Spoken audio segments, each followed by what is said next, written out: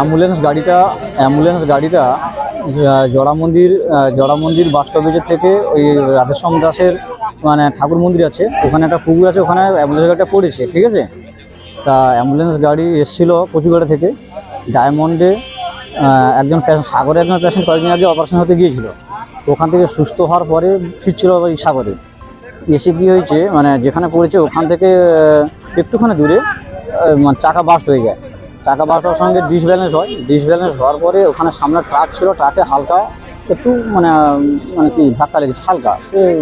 তাতে ট্রাকের কোনো সমস্যা হয়নি, সেই ধাক্কাটা আরও বেশি ডিসব্যালেন্স হয়ে যায়।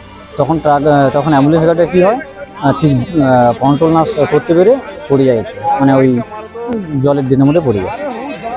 ওখানে 5 জন ছিল, তার মধ্যে 5 জনই সুস্থ আছে, একজন পেশেন্ট ছিল, ওদের বাড়ির লোকজন ছিল, সবাই করে সুস্থ আছে।